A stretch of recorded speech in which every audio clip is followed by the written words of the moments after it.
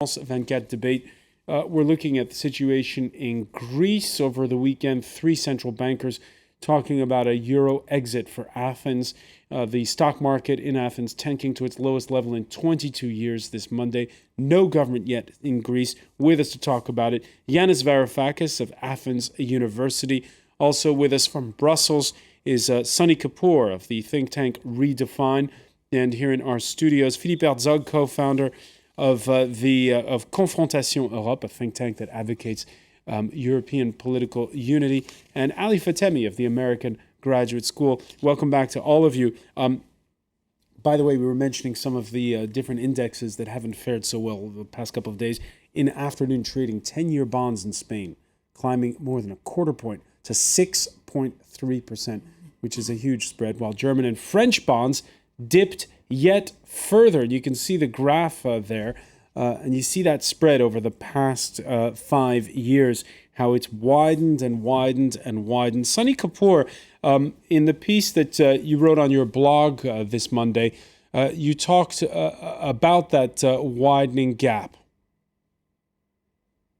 Yes, what is going on is particularly disturbing because for example, if you look at the case of Germany, where the crisis has not yet been felt, the crisis for most German citizens remains abstract, something they read about in the newspapers and see on TV. And what we are seeing is every time there is a further problem in Spain or Italy or Greece, every time the headlines talk about the euro crisis, there is a flight of investors from these countries into Germany. There is a flight of deposits. And increasingly, as I think Yanis will testify, there is a flight of talent. Exactly those Greeks and Italians and Spaniards who ought to be staying back to take advantage of some of the structural reforms that are happening. Some of the most entrepreneurial, dynamic people are also moving. So what we are seeing is a further dumbbell effect, where just like with the dumbbell with the two ends, you are seeing a big economic divergence, a financial divergence between Spain, Italy, and the other crisis countries on the one hand, and Germany, the Netherlands, and Finland on the other.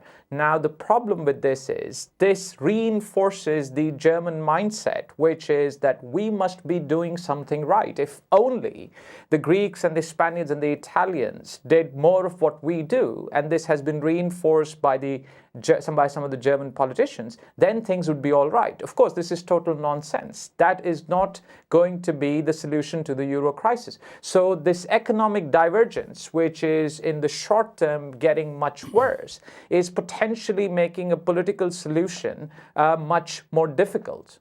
Ali Fatemi? Yeah, I don't see why good housekeeping is nonsense. I don't see why making sure that your economy is rational and competitive is nonsense. I totally disagree. I think. Well, just to clarify, there is a big difference between what can be done in the context of the euro crisis now and what is the end goal 3 or 4 years from now. And of course, if everybody cannot start behaving as Germany does, cannot develop the microstructures of the ecosystem of the German industry and the Sparkassen, etc., and the educated workforce in the next 1 year or so. So these are two separate debates where the end goal of structural reform is absolutely appropriate and needed, but that does very little to tackle the crisis and the panic today. And these debates are being commingled. There is very little Spain can do tomorrow to become like Germany and generate jobs for the 25% unemployed. This is not the subject tonight, of course not. Let me just say this. Something was wrong that these countries got where they are. Look at their work practice, look at their laws, look at the labor laws, look at the retirement age, all these things you're leaving out and say we don't talk about those things. I think that's where the emphasis should be. Sooner or later, wait a minute. No, sooner or later we'll get out of this crisis. There's no question about it. But we can't go back to our old habits and expect Germans and North Europeans to pay for it. This is not going to work like that. Basically, it means. I think we are actually in agreement. I mean, it is just a question of what the near-term priorities are. For example, if the brinkmanship with Greece continues, you can have all the structural reforms that you want, which are going to take effect and start really, really having an effect in a few years' time. But there is going to be no day after tomorrow if there isn't a tomorrow. It is hugely important to keep the political and the social glue together and to get growth going, because people will undertake sacrifices if tomorrow looks better than today and day after tomorrow looks better than tomorrow. Right now, it doesn't. Please, let's keep with the previous discussion. Both sides have to move. As regards the Greeks, the pressure on the Greeks to change their system, and there are deep structural reforms needed, and the pressure on them should continue.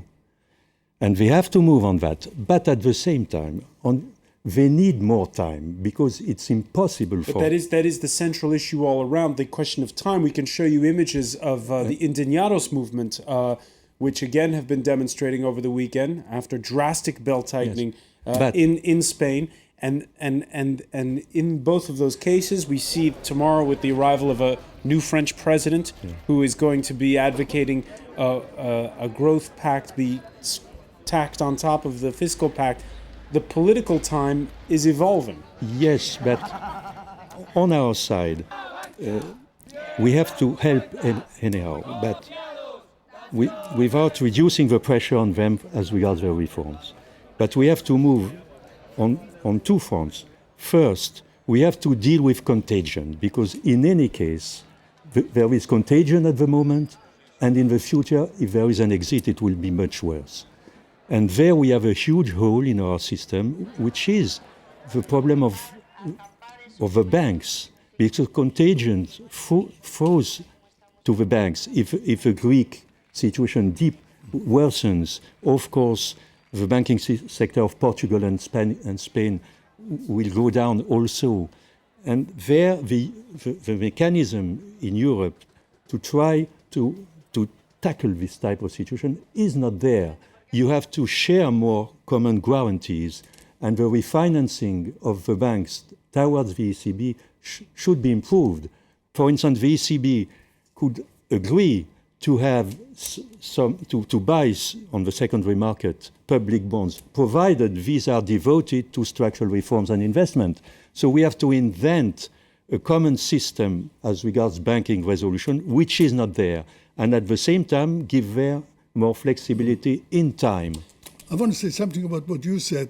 Everybody agrees about economic growth, but not with additional government deficit spending. You get economic growth if you revise your labor laws, if you liberalize laws for hiring and for firing, but not by just spending more money, borrowing and spending. That way you don't get growth. So I think when we talk about growth, everybody talks about it, but they mean different things. They mean different things. The Germans now seem to think, though, that Greece's exit from the Eurozone is not a question of if, but when. The cover story in Der Spiegel this Monday points to the risk of withdrawal from the Eurozone, shrinking their headline story, their Acropolis adieu, while sending a strong signal to future Eurozone members to keep their books tidy. But again, it brings us back to that question, is Europe ready? On the one that we've been putting to you on the France 24 Debate Facebook page, Michael from Brampton says, no, Greece's exit will lead to a cascade of deep depressions across many countries, starting with Greece itself. Who controls the money behind Der Spiegel, he adds. Perhaps they're looking to acquire some Greek assets. I wouldn't go that far. But Vasco says, I'd like to think that Europe is ready, but chaos, I suspect chaos will follow. I guess a reminder, Yanis Varoufakis, we've made this joke before, that chaos is a Greek word. But when you look at the situation in Europe, and for instance, French bank Crédit Agricole last Friday announcing that it's had to slash radically its revenues over its exposure to Greece. Do the Greeks know that Europe is in this too deep to let the Greeks go? Again, it's very difficult to generalize, but I think more generally, Greeks are very worried. They're very worried about the prospect of this tug of war, of this chicken game, as Sonny put it before. We don't want to be part of this. Greeks, let me tell you something about reforms in Greeks. I think that, speaking as a Greek, there's nothing we want to see more than our country being reformed. I think we're all sick and tired with the way that it has been functioning for the last few decades. The tragedy, however, is that the medicine that is being delivered is not just bitter, it's poisonous. And the worst part of it is that the poison is spreading throughout the Eurozone. So it's like watching in slow motion a major accident happening, not just in Greece, but in the whole of the Eurozone. And we know in Greece that because we're the weakest, perhaps for reasons that have to do with our own profligate past, when that train wreck is completed and the Eurozone is no longer, and Germany has created its own currency union east of the Rhine and north of the Alps, then it will be places like Greece and Portugal and Spain that will be completely mired in stagflation and low growth for generations. So we desperately want to fix both ourselves and the euro. Our great worry is that the powers that be in Brussels, in Berlin, and in Frankfurt are going to go down in history as a set of policymakers who spectacularly and stupendously got it completely and utterly wrong, that they failed to understand the lesson of 29, which is what? If you have a common currency, the gold standard back then, which has absolutely no surplus recycling mechanism within it, and then some great financial crisis hits, like it did in 29, like it did in 2008, the first victim is the common currency. Because when you place the burden of adjustment and reform and all that on the most deficit-prone and least capable to reform parts, then they go under, and then the whole system goes under. And then very shortly after that, then we have a Hobbesian war of all against all, turning against one another, instead of a rational response for fixing the architectural flaws that were part and parcel of the Eurozone design in the first place. Sunny Kapoor, you said in part one of our discussion that this was a game of chicken that was going on right now. Where you are in Brussels, how aware are people of the consequences either way? And what is the feeling? Do people want Greece to stay in or get out?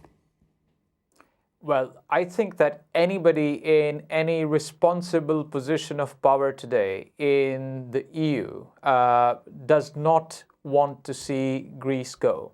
A lot of words are being exchanged, and I think that is hugely irresponsible. But in many cases, that is more a part of the rhetoric to try and influence the political process in Greece, rather than anyone having already made up their minds that this must go. That, of course, cannot be said for everybody.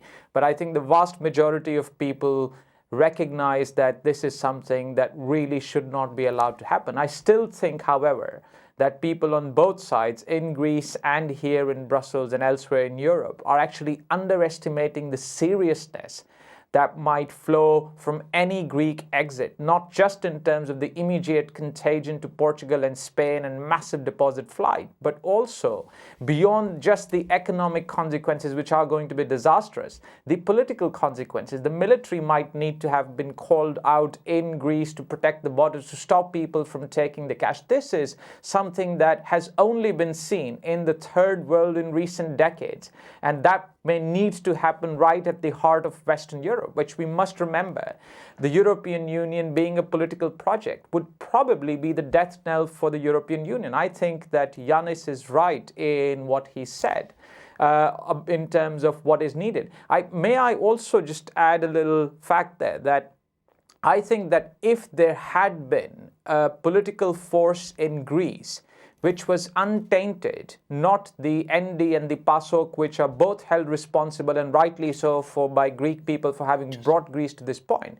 But if there was another political force that was more pro-European and perhaps also more open-minded to negotiate on the terms and the details of the bailout rather than the principle of it, I think that they might actually become popular. So I have told Yanis this before, but maybe people like him should consider going back to Greece and forming a political party which is responsible, understands what needs to be done, and doesn't engage in a game of chicken of the kind that is being played now. Because ND and PASOK have been rejected not just because of their stance on the bailout, but much more importantly, because of the history and their complicity in bringing Greece to this point. All right, so Yanis, an invitation for you to join politics there from Sonny Kapoor.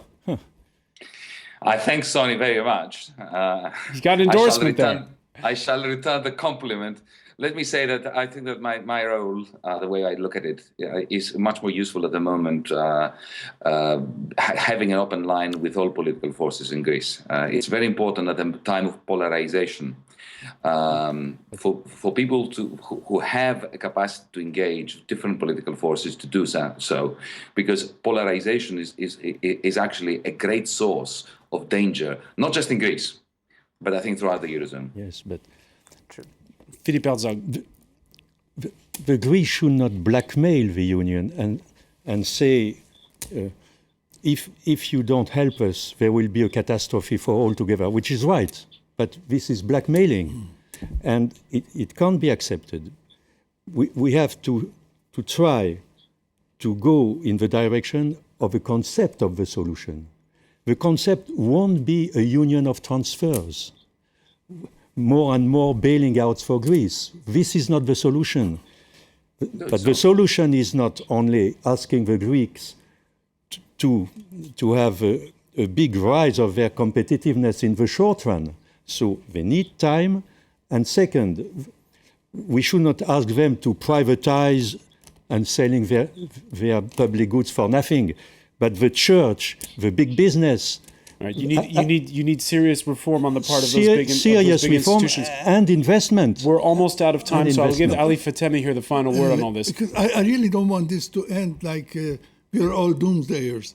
I think everyone knew where we are going to be today 2 years ago. And today, the world, and especially the European Central Bank and Europe, is much better prepared to do something, to come up with solutions, and also to reduce the solution damage. that keeps Greece in the Eurozone? Either that, or even if Greece has to leave the Eurozone, damage control plans are there, and I don't think we should think this is going to be the doomsday. No. If it had happened 2 years ago, yes. 2 years from now, it would be even less damaging. I don't believe in the long run Greece can stay in the Eurozone. It's a question of timing. But right now, the central bank and European governments have had 2 years to plan for this, and this is not just happening all of a sudden. Oh, that would be such a good conversation starter. Unfortunately, we're out of time. I want to thank you, Ali Fatemi. I want to thank Yanis Varoufakis for joining us, not from Greece, but from Seattle in the U.S., and also Sonny Kapoor in Brussels and Philippe Herzog here in the studio. Thank you for being with us here in the France 24 debate. Hello? Stay with us. Business is next, and that is with Will Edwards.